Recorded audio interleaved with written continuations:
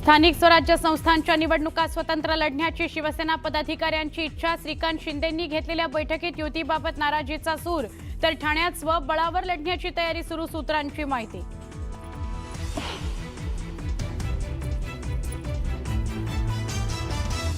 उपमुख्यमंत्री एकनाथ शिंदेंचा उद्धव आणि राज ठाकरेंना टोला। निवडणूक आयोगाविरोधात विरोधक आता रस्त्यावर उतरणार। 1 नोव्हेंबरला मुंबईत मोर्चाची घोषणा। मतदार यादीतील घोळा विरोधात पुकारणार एल्गार।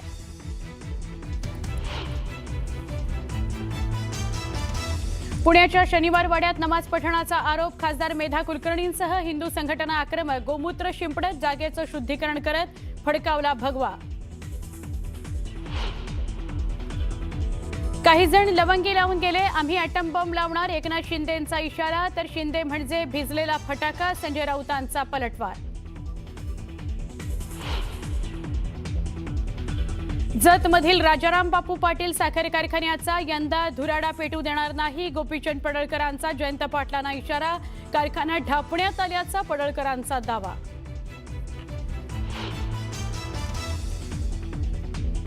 राज्यातील पूरग्रस्तांकरता केंद्राकडून मदतीचा हात। 1566 कोटी रुपयांची मदत जाहीर।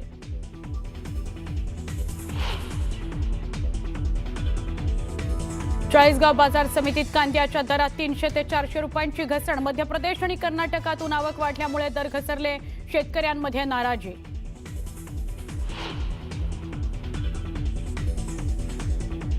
आज नरक चतुर्दशीपासून प्रकाशाचा उत्सव असलेल्या दिवाळी सणाची उत्साहात सुरुवात। न्यूज 18 लोकमतच्या प्रेक्षकांना दिवाळीच्या खूप साऱ्या शुभेच्छा।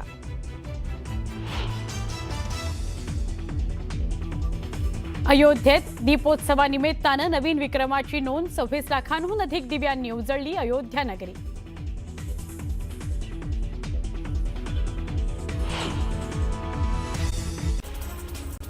दिवाळीच्या आनंदाला सुखाची झालर लावणारी गुलाबी थंडी यंदाच्या दिवाळीमध्ये दिसत नाहीये। मोसमी पाऊस माघारी गेल्यापासून राज्यामध्ये सर्वत्र उन्हाचा तारा वाढलाय। कोकणासह विदर्भातही तापमानाचा पारा 35 अंशापार गेलाय। दरम्यान पुढील 2 ते 3 दिवस उन्हाचा पारा हा कायम असणार असल्याचा अंदाज हवामान विभागाने व्यक्त केलाय।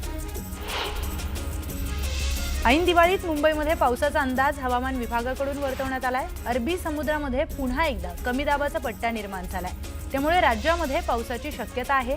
त्यासोबतच दक्षिण अंदमानच्या समुद्रात देखील कमी दाबाचं क्षेत्र निर्माण झालंय।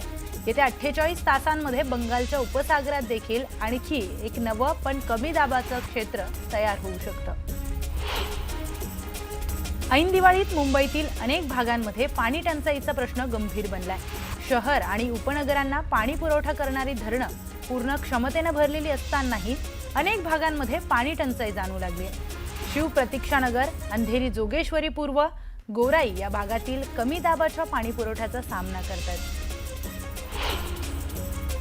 ऐन दिवाळीत मुंबई शहराच्या हवेची गुणवत्ता घसरली आहे आणि गुणवत्ता निर्देशांक थेट 172 अंकांवर पोहोचलाय। ही पातळी आरोग्याला हानिकारक असल्यानं प्रदूषणकारी फटाके फोडणं टाळा, असं आवाहन हवामान तज्ज्ञांनी नागरिकांना केलंय। मागील 3 दिवसांपासून मुंबई शहर आणि उपनगरांमधील तापमान विक्रमी पातळीवर पोहोचलंय। ऐन दिवाळीत दिल्लीतील हवेची गुणवत्ता खालावली आहे। वाढती प्रदूषण पातळी पाहता राज्यामध्ये ग्रॅप 2 लागू करण्यात आलाय, ज्यामध्ये अनेक निर्बंध लादण्यात आलेत। रविवारी दिल्लीतील सरासरी प्रदूषण पातळी ही 296 नोंदवली गेली आहे।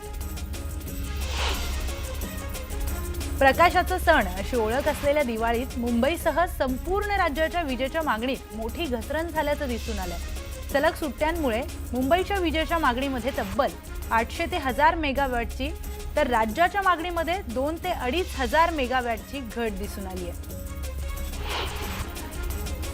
दरवर्षीप्रमाणे यंदाही कोकण रेल्वेवर पावसाळी वेळापत्रक लागू करण्यात आलं होतं, मात्र यावर्षी ते 15 दिवसांनी कमी करण्यात आलंय। त्यामुळे 21 ऑक्टोबरपासून नियमित रेल्वे फेऱ्या या सुरू होणार आहेत। दिवाळीच्या पार्श्वभूमीवर कोकणामध्ये जाणाऱ्या प्रवाशांचा प्रवास आता अधिक वेगवान आणि सुखकर होणार असल्याची माहिती रेल्वे प्रशासनाने दिली आहे। मेट्रो 2Bच्या पहिल्या टप्प्यामध्ये सरकार नागरिकांना आणखी एक भेट देण्यास सज्ज झालंय। मेट्रो 3 कॉरिडॉर नंतर मुंबई महानगर प्रदेश विकास प्राधिकरणाने मेट्रो 2Bच्या पहिल्या टप्प्यावर सेवा सुरू करण्याची तयारी पूर्ण केली आहे। MMRDAच्या मते मंडाळा ते डायमंड गार्डन रोड पर्यंत मेट्रो 2B ची सेवा ही सुरू करण्यासाठी CMRS कडून हिरवा कंदील मिळालाय. पुण्यामध्ये दिवाळीनिमित्त मंगळवारी सायंकाळी 6 वाजल्यानंतर मेट्रो या बंद ठेवण्यात येणार आहेत. लक्ष्मी पूजनानिमित्त पहाटे 6 ते सायंकाळी 6 वाजेपर्यंतच दोन्ही मार्गावरील सेवा कार्यरत ठेवण्याचा निर्णय मेट्रो रेल्वे कॉर्पोरेशनने घेतलाय. ज्येष्ठ पार्श्वगायिका आशा भोसले यांनी मुंबईमध्ये आशा भोसले संगीत अकॅडमी सुरू करण्यासाठी राज्य सरकारकडे जागेची मागणी केली आहे. त्यांची ही मागणी मान्य करून राज्य सरकारने म्हाडाच्या मुंबई मंडळाला जागेचा शोध घेण्याचे निर्देश दिले. प्रभादेवी पूल हा पाडण्यात येणार असून बेस्ट उपक्रमातील काही बस मार्ग खंडित करण्यात आले आहेत. हे बस मार्ग खंडित केल्यामुळे या मार्गावरून प्रवास करणाऱ्या प्रवाशांचे हाल तर होतातच आहेत, पण बेस्टचे महसूल उत्पन्नही घटलंय. त्यामुळे MMRDAने बेस्टला आर्थिक नुकसान भरपाई द्यावी अशी मागणी बेस्टकडून करण्यात आली आहे. खाद्यपदार्थांमध्ये होणारी भेसळ रोखण्यासाठी अन्न आणि औषध प्रशासनाच्या वतीने राज्यभर मोहीम राबवण्यात आली आहे. भेसळयुक्त पदार्थांचा तब्बल 2 कोटी रुपयांचा साठा हा जप्त केला असल्याची माहिती या विभागाने दिली आहे.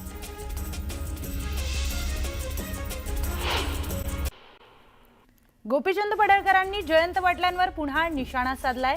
जतमधून राजाराम बापू पाटील साखर कारखान्याचा धुराडा यंदा पेटू देणार नाही असा इशारा त्यांनी जयंत पाटलांना दिलाय. तर हा कारखाना सभासदांचा असून त्यांना तो परत मिळवून देणारच असा दावा देखील केलाय.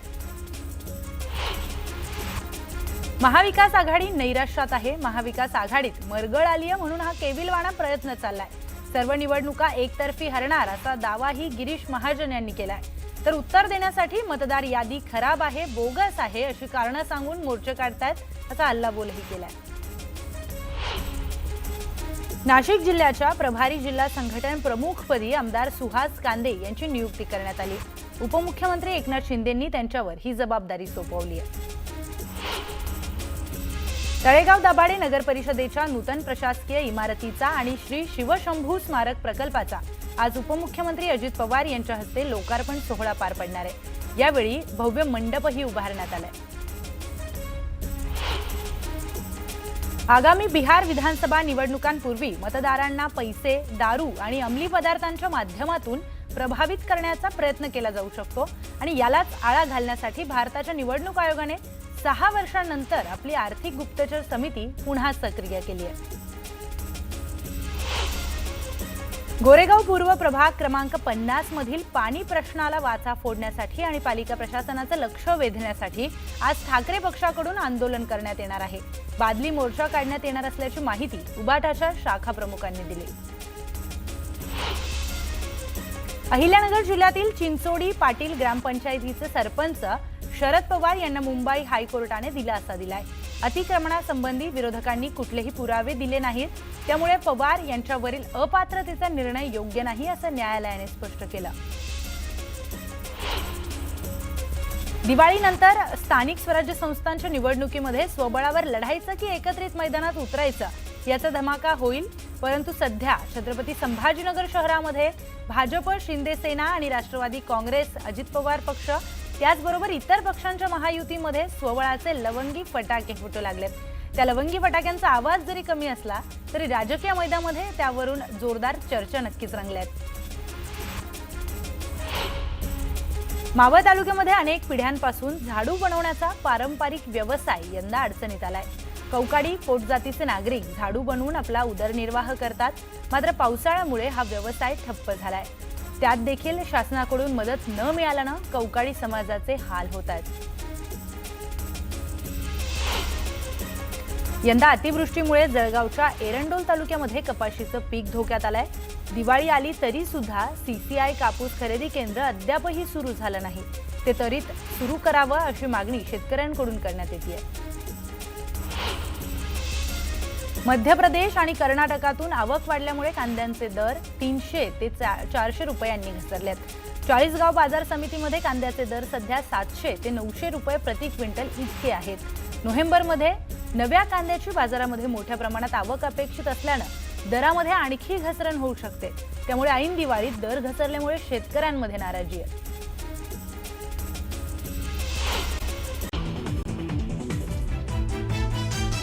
स्थानिक स्वराज्य संस्थांच्या निवडणुका स्वतंत्र लढण्याची शिवसेना पदाधिकाऱ्यांची इच्छा. श्रीकांत शिंदेंनी घेतलेल्या बैठकीत युतीबाबत नाराजीचा सूर, तर ठाण्यामध्ये स्वबळावर लढण्याची तयारी सुरू, सूत्रांची माहिती.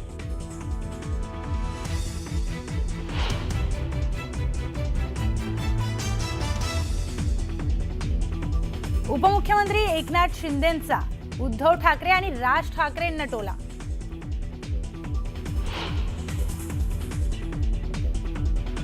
निवडणूक आयोगाविरोधात विरोधक आता रस्त्यावर उतरणार. 1 नोव्हेंबरला मुंबईमध्ये मोर्चाची घोषणा. मतदार यादीतील घोळाविरोधात पुकारणार एल्गार मोर्चा.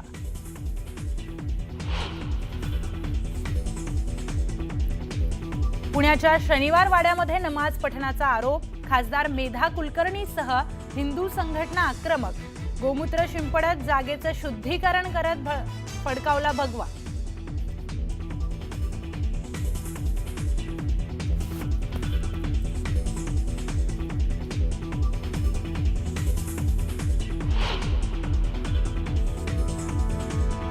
काही जण लवंगी लावून गेले, आम्ही ॲटम बॉम्ब लावणार म्हणत एकनाथ शिंदेंनी दिला इशारा. तर शिंदे म्हणजे भिजलेला फटाका, संजय राऊतांचा पलटवार.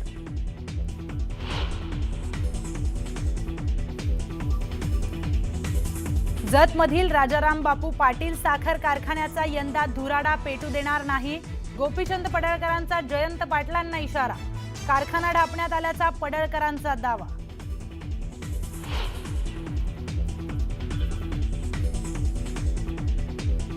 राज्यातील पूरग्रस्तांसाठी केंद्राकडून मदतीचा हात.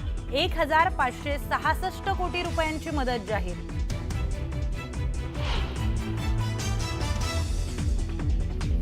चाळीसगाव बाजार समितीत कांद्याच्या दरात 300 ते 400 रुपयांची घसरण. मध्य प्रदेश आणि कर्नाटकातून आवक वाढल्यामुळे दर घसरले. शेतकऱ्यांमध्ये नाराजीचा सूर.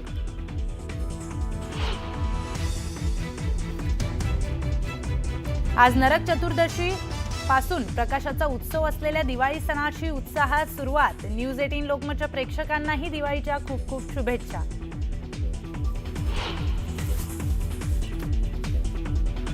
अयोध्येत दीपोत्सवानिमित्तानं नवीन विक्रमाची नोंद. 26 लाखापेक्षा अधिक दिव्यांनी उजळली अयोध्या नगरी.